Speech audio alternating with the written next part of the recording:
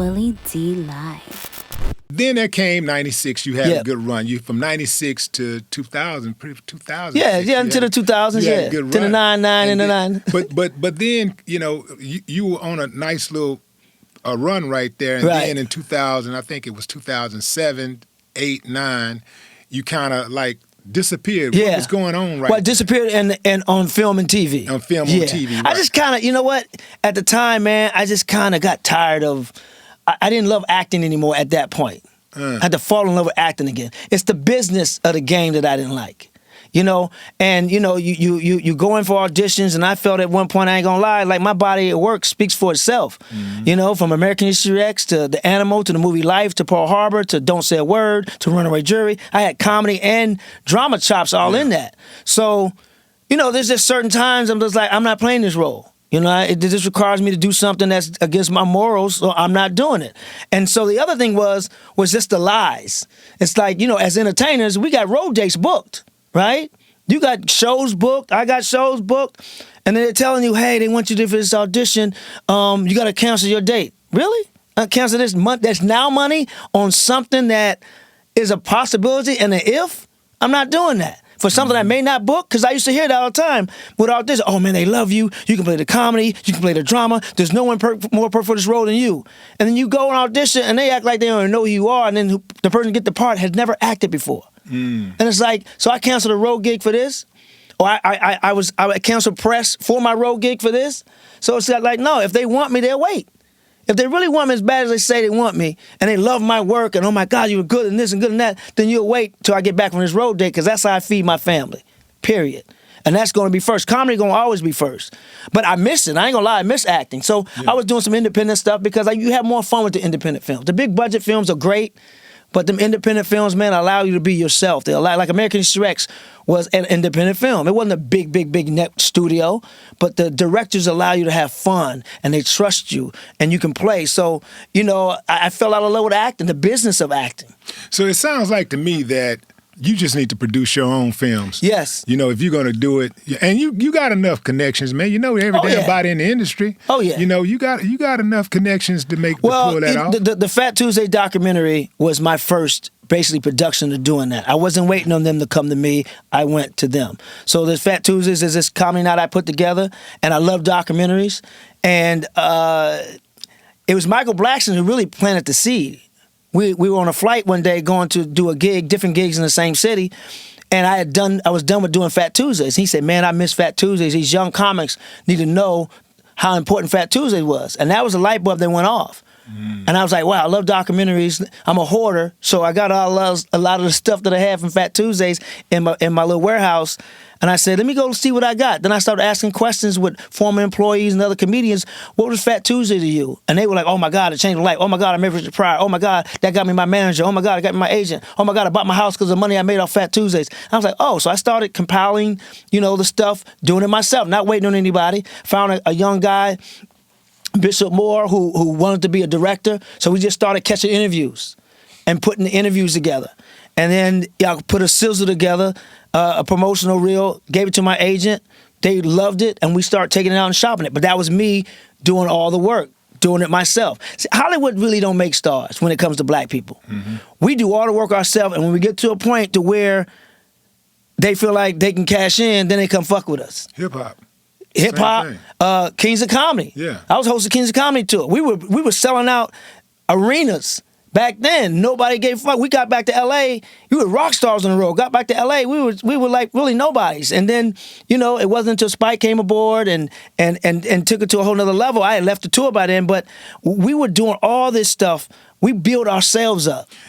Just for clarity, when you say you hosted the Kings of Comedy, I thought Steve Harvey hosted. I was the original host. You was the original host. Yeah, it was myself, Steve Harvey, Bernie Mac, and Cedric the Entertainer. It was us. And from 98 to 97 to 98, I was the first host. It was yourself, Bernie Mac, Steve Harvey, and Cedric. Yes. And how did you end up not finishing the tour? Because I left. Why'd you I leave? was doing comedy 6 years at that point. They already had 15 plus in the game. And I had learned so much from being with those guys, man. I was a comic when I started, doing Kings of Comedy, and I wanted to be a comedian.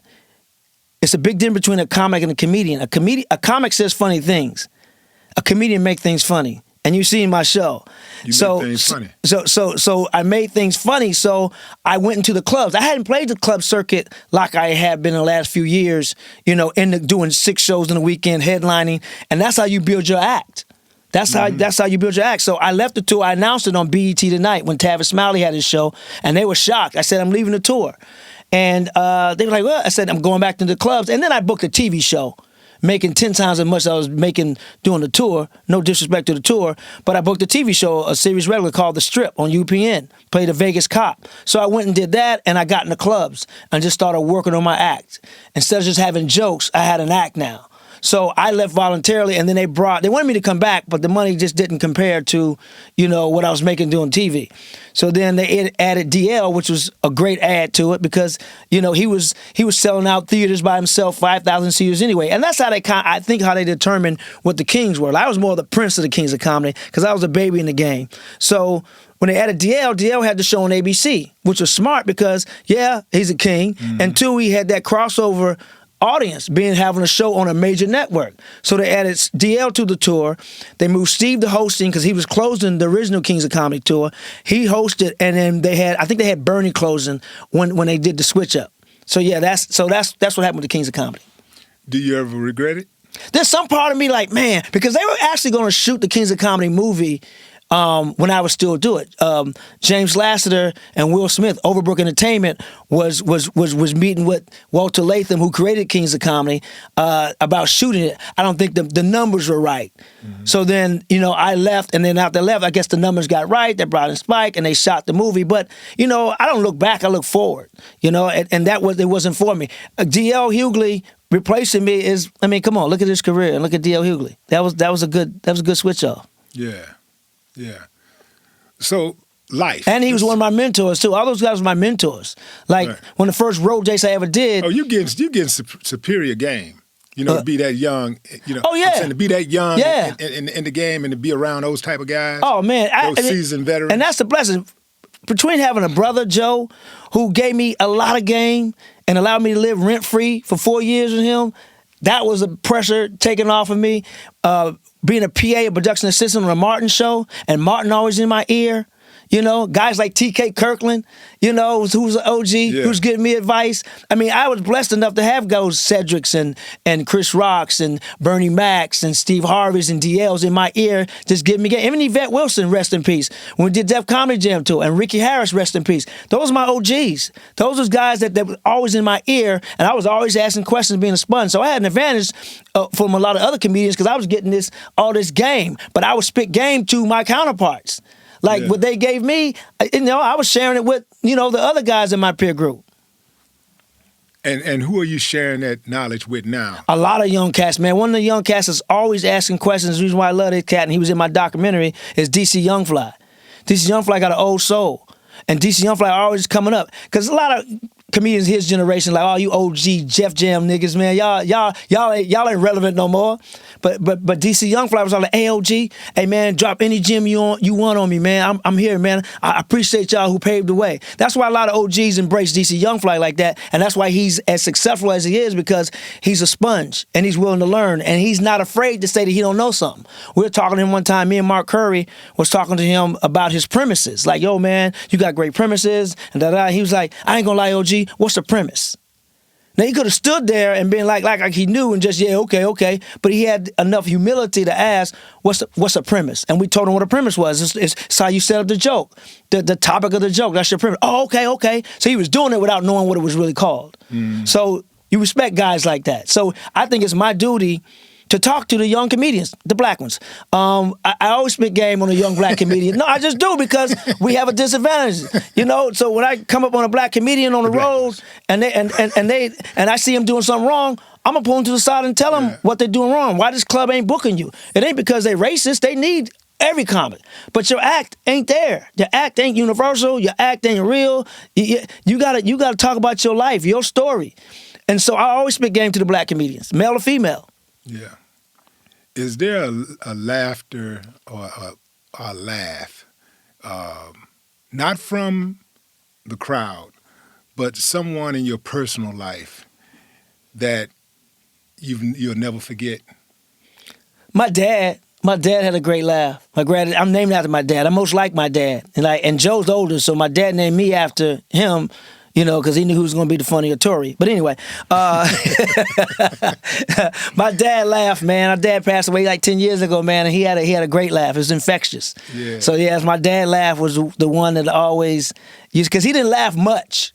So when he did laugh, it kind of almost reminds you of Bill Russell's laugh. You ever see Bill Russell laugh, and it's that laugh that's infectious. Yeah. So my dad laugh was the first time. It's funny because the first time I ever did stand-up in front of my dad was in St. Louis. And I've been doing comedy maybe barely a year or whatever. And we had never cursed around our parents. We grew up like that. Dad was OG, military, drill sergeant, Vietnam. We went with that cussing. But black people don't cuss back at their parents anyway, especially when you're kids. So I was doing a show in St. Louis, and I was nervous as hell. I'd never cussed in front of my parents before. And I'm in my hotel room nervous as fuck. I was nervous. So now he come in the room, my hotel room, like, look, go out there and do your best. No disrespect. I know you're going to use some language that we ain't used to hearing from you, but it's okay. There's no disrespect. Go and do your thing. I said, you sure? He said, yeah, I'm sure. I said, now get the fuck out. I'm trying to focus. And for a minute, he did this, and then he burst out laughing. I was like, oh, okay. All right. He was cool, and he laughed. He gave me a hug, and I went out and did the show, and it was a great show. That was the first time you cussed in front of your dad? First time I cussed in front of my dad. Get the fuck out, man. I'm trying to focus.